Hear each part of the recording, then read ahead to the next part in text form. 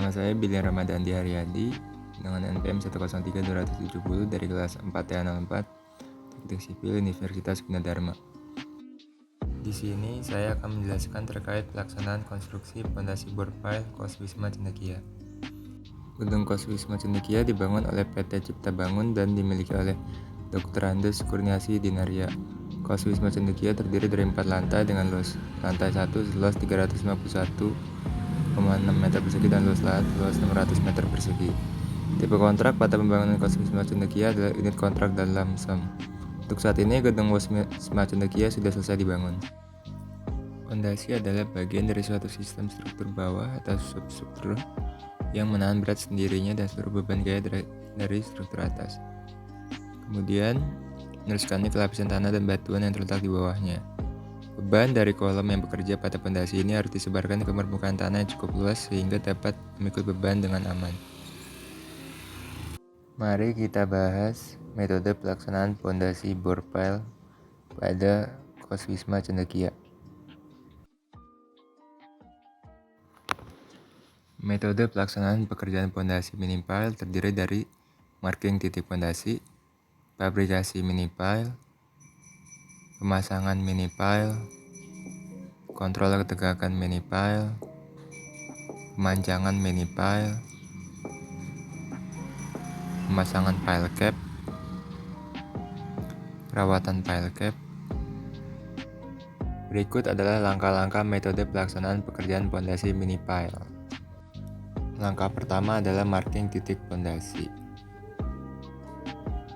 Tahap awal adalah pekerjaan persiapan, menentukan titik-titik bor. Penentuan titik bor berdasarkan dana fondasi yang telah direncanakan.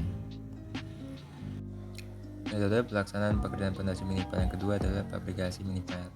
Proses tersebut meliputi proses pengelasan tulang mini pile ke plat alas menggunakan alat las, proses pengingatan besi spiral, lalu yang selanjutnya pembersihan cetakan mold yang panjang,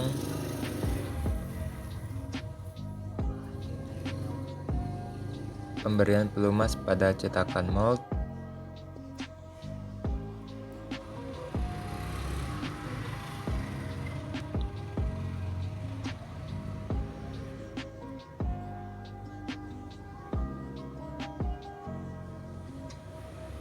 lalu yang selanjutnya adalah proses peletakan fabrikasi ke dalam cetakan.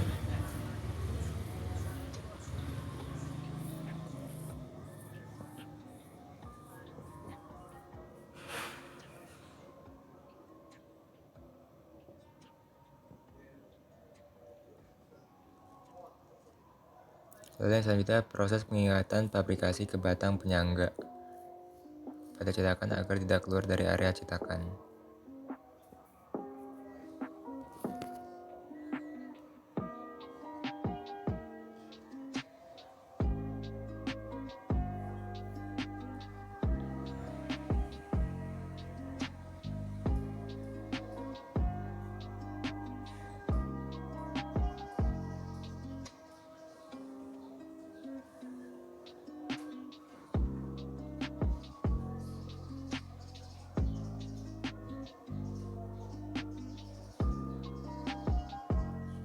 Yang selanjutnya pemberian bais pengail,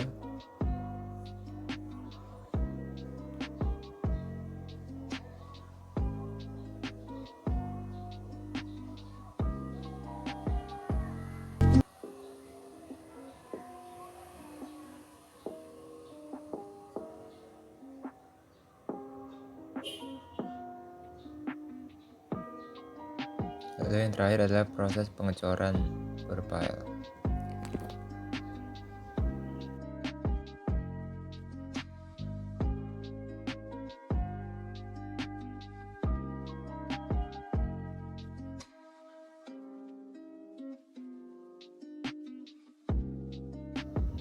Tahapan ketiga adalah pemasangan fondasi mini pile. Pemasangan mini pile dibantu dengan alat ekskavator. Proses dimulai dengan membawa mini pile ke titik yang akan dipancang, lalu mini pile diikat dengan labrang lalu mini pile harus didirikan sama tegak dengan leader. Setelah itu kepala mini pile harus masuk terlebih dahulu ke bantalan mini pile, lalu pemasangan siap dilakukan. Selanjutnya adalah pengecekan ketegangan pondasi minipile dengan waterpass. Bila pondasi minipile masih tidak sama tegak dengan leader, maka minipile harus diluruskan terlebih dahulu sebelum dimasukkan ke dalam lubang yang sudah digali. Selanjutnya, setelah pondasi minipile sudah masuk ke dalam lubang, pengait laba-laba akan mengangkat hammer lalu akan melepaskannya. Minipile bottom yang dimasukkan pertama tidak boleh dimasukkan sampai habis ke dalam tanah. Harus disisakan setidaknya 1 meter, dikarenakan kepala minipile akan dilas dengan sambungan minipile upper. Proses selanjutnya adalah mengambil tiang upper. Setelah minipile upper tegak lurus dan berada dalam topi, ujung minipile yang di bawah harus berdiri sejajar di atas minipile bottom dan sama rata. Setelah itu dilakukan pengelasan dengan mesin las, kabel las, tang las, dan kawat las. Setelah proses pengelasan selesai, maka pengait akan mengangkat hammer dan proses pemancangan dimulai lagi. Setelah tiang-tiang terpasang, pile cap sudah bisa dicor. Langkah ini dimulai dengan menyiapkan begisting sesuai dengan rencana pile cap. Setelah begisting dipasang, beton bisa dicor ke dalam begisting untuk membentuk pile cap.